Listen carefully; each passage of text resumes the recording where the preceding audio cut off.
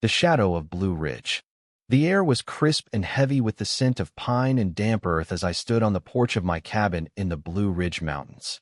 The sun was dipping below the ridgeline, casting long shadows across the valley. Somewhere in the distance, a hawk screeched, its cry slicing through the stillness. This was my sanctuary, a patch of earth my grandfather had claimed in 1955, a place where the world's noise couldn't reach. Or so I thought. My name is Daniel Harper, and at 62, I'd seen enough of the world's ugliness to know peace comes at a price. 30 years as Virginia's state police chief had taught me that. But nothing prepared me for the man who showed up that October evening, thinking he could take it all away with a piece of paper and a smirk.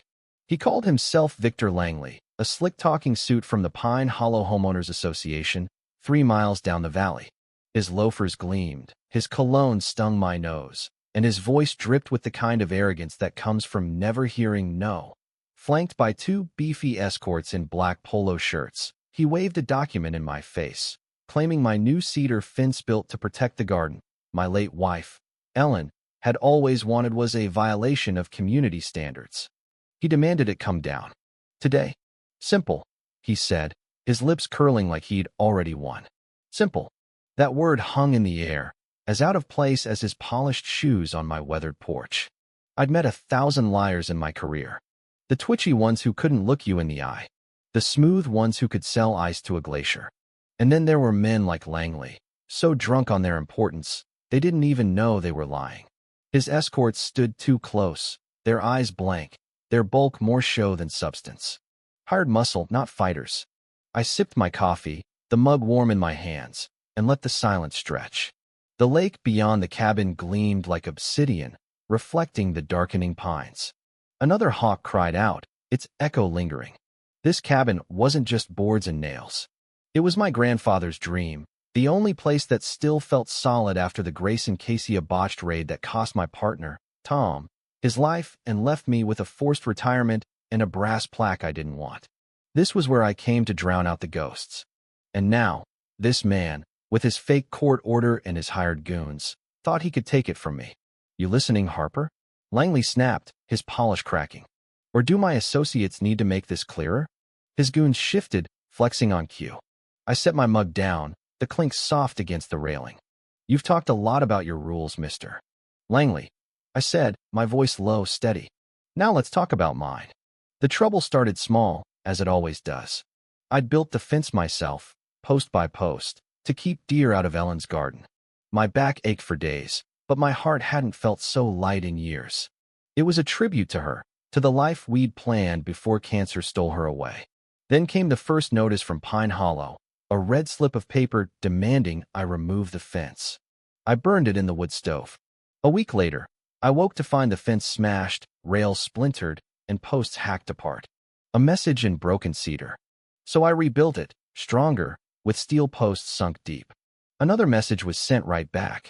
That brought Langley to my porch, his forged document in hand, his goons playing at intimidation. I saw through the paper instantly the seal was off, the docket number a fiction. Section 459 of Virginia's Penal Code, presenting a forged instrument, a felony.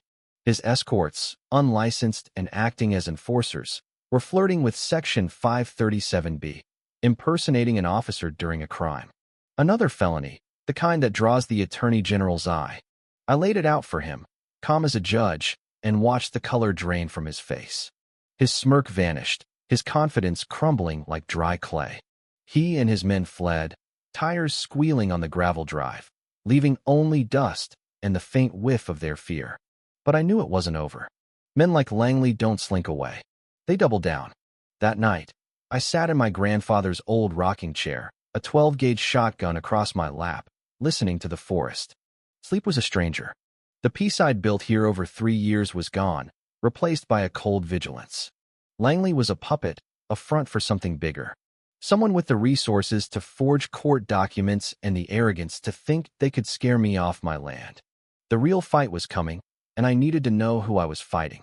The next morning, I dug out an old drone from the storage closet, a high-end model I'd bought on a whim to film the fall colors. Now, it had a darker purpose. My hands, more used to a badge than a joystick, fumbled at first, but the old tactical instincts kicked in. I sent the drone soaring over the ridge, its camera capturing Pine Hollow Estetisa sprawl of manicured lawns and oversized mansions carved into the wilderness. Langley's house was easy to spot, the biggest, perched on a hill like a king's castle.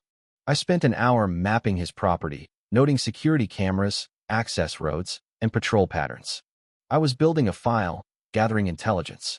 The old chief was back, and the game was on. That night, I woke to a glow outside my window, an orange flicker dancing against the glass. The smell hit me next gasoline and burning wood. I grabbed the shotgun and threw open the door. My fence was a wall of flames, the fire roaring, devouring the cedar I'd shaped with my own hands. Black smoke billowed into the sky, a middle finger to my sanctuary. My dog, Max, barked furiously, his hackles up. Then I saw it. A small drone hovering above the flames, its red light blinking. They weren't just burning my fence. They were filming it, gloating over their victory. Rage settled over me, cold and hard. I raised the shotgun, led the drone like a skeet target, and fired. The buckshot tore through it, and it crashed into the woods beyond the firelight.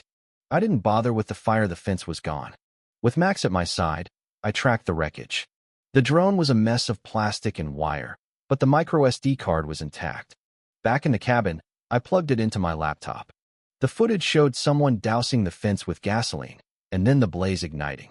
But the real prize was the flight data, a GPS coordinate pointing to a strip mall in nearby Elkton, a shop called TechTrend Solutions. The next day, I walked into TechTrend, the drone's remains in a plastic bag. The kid behind the counter, mid-20s, tattoos snaking up his neck, froze when I set the wreckage down. His name tag read Kyle. I didn't raise my voice. I didn't need to. Flight data says this took off from your back lot last night, I said. Ended up over my property. Care to explain? His eyes darted to the back door. I stepped to block it. You were hired for arson and illegal surveillance, I said, bluffing about his record. Federal charges. You'll be a number in a cell block. Or you can talk. Kyle cracked like cheap glass. I don't know much, man, he whispered, sweat beading on his brow. A guy named Langley pays cash. Has me do weird jobs, data scrubs, mostly. Last month, he had me erase everything tying his new name to some old case. The Blue Ridge Shadow. My blood ran cold. The Blue Ridge Shadow wasn't just a case. That was the case. A cartel operation, a string of dead informants, and a leak from my department that got Tom killed. My corrupt deputy chief, Warren Tate, had been the mole. Langley was the shadow, the kingpin who'd vanished with millions. And now he was here, in my backyard. What was he hiding? I pressed. Just a name, Kyle stammered. From some old file. The Blue Ridge Shadow. He wanted it gone. I left the shop, my heart pounding. This wasn't about a fence. It was about a ghost from my past, rising from a grave I thought was sealed.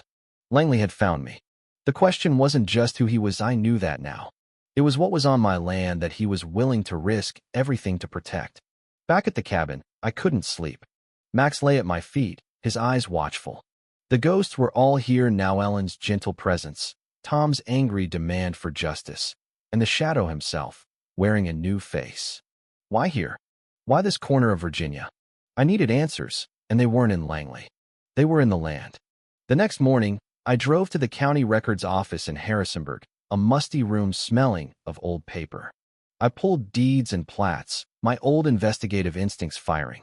My property, bought by my grandfather in 1955, was surrounded by lots snapped up over the past 5 years by a single entity, Ridgeview Holdings, LLC. The registered agent? Victor Langley. He wasn't just building a mansion. He was building a fortress, and my 40 acres were a gap in his wall. Then I found it. An old surveyor's map from 1955, hand-drawn and brittle. Compared to the modern GPS plot, there was a discrepancy along the western edge of my land, near the stone wall where I'd built my fence. The old map showed my property extending 15 feet past the wall. The new one stopped short. A clerical error, most would assume. But men like Langley don't make errors. They seize opportunities. That evening, I grabbed a shovel, a pickaxe, and a flashlight. Max stayed close, growling low. The air felt wrong, heavy. I dug where the discrepancy was widest, my back screaming, doubt creeping in. Then, a thud hollow, not stone. I clawed the dirt away, unearthing a 4-foot PVC pipe, sealed tight. It was heavy, deliberate. Inside the cabin, I hacksawed it open. The contents spilled onto the kitchen table, vacuum-sealed bags containing $300,000 in cash, 3 passports, Canada, Australia, Switzerland, with Langley's eyes, a black ledger, and an encrypted USB drive. The ledger was a chilling record of the Blue Ridge Shadow Network bribes to customs agents, payoffs to cops, murders disguised as accidents. One name stopped me cold, Warren Tate. A payment, dated a week before the raid that killed Tom. It was all here, the entire cartel laid bare. Langley hadn't just fled. He'd gone dormant, burying his criminal life, his money, his identities, his since on my land, planning to retrieve it later. My cabin, by a cruel twist of fate, sat on his grave. The game had changed. I wasn't just a nuisance. I held the key to his destruction. He wouldn't send goons with fake papers next time. He'd send killers. I hid the ledger and USB in the old well pump out back, sealed in a waterproof case. For 2 days, I lived on coffee and adrenaline, sleeping in 30-minute bursts, shotgun at hand. Max sensed the shift, staying inside, his ears pricked. On the 3rd morning, Sheriff Ellis called. His voice was tight. "Dan, we've got a problem." Deputy Carter didn't show up for his shift. "Found his cruiser on Mill Road, 5 miles from your place. Door open, keys in, no sign of him." It was a message. Langley was flexing his reach, showing he could touch anyone close to me.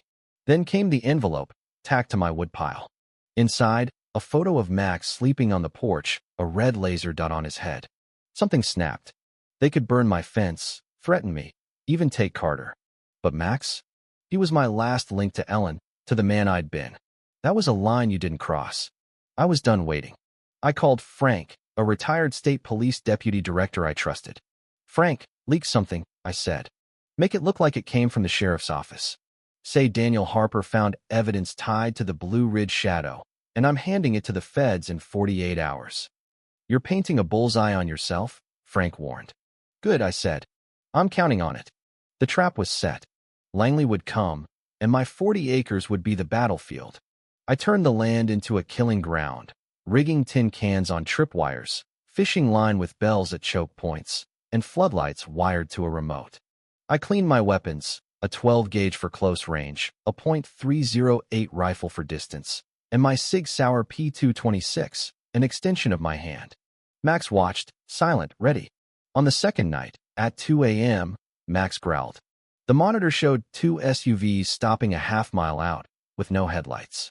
6 figures emerged, tactical gear, disciplined, mercenaries. They split into 3 teams, flanking the cabin. They were good, but this was my land. I slipped out the back with Max, melting into the woods. The first team tripped my bells. I hit the floodlight, blinding them. 2 beanbag rounds from the shotgun dropped them, gasping. The second team hit the ravine. I whistled sharply, startling them, and fired the .308 at a dead branch overhead. It crashed down, scattering them. I was gone before they recovered. Langley and his last man made their mistake. A desperate charge for the cabin. "He's inside," Langley screamed. Max launched from the shadows, taking the guard down. Langley fired wildly, missing. I tackled him, my shoulder driving the air from his lungs. We grappled, his fear no match for my rage for Tom, for Ellen, for Carter, for Max. I pinned him, my forearm on his throat, and cuffed him with my old service cuffs. As dawn broke, state police and feds swarmed the property. Frank had come through. They took Langley, his face a mask of shock, and rounded up his men. An hour later, Carter was found alive in a shed on one of Langley's properties. I handed the ledger and USB to Frank. "It's all there," I said. He nodded grimly. "Let us finish it, Dan." A month later, snow fell on Blue Ridge, blanketing the valley. I sat on the porch, coffee in hand, Max asleep at my feet. The fence was rebuilt, stronger, a symbol of permanence. A letter from Carter lay on the table, thanking me, saying he was back on duty. The Blue Ridge Shadow case had exploded, with arrests nationwide. Langley's empire was dust, and the ghosts of my past Toms, Ellens, were finally at rest. The silence was different now, not fragile but earned, a peace forged in fire. I looked out at the snow, my land, my rules. For the first time in years, my soul was still. What did you think of Daniel's fight for justice? Was his use of force justified, or did he cross a line? Share your thoughts in the comments below. Let's talk about violence, injustice, and standing your ground. Your perspective matters.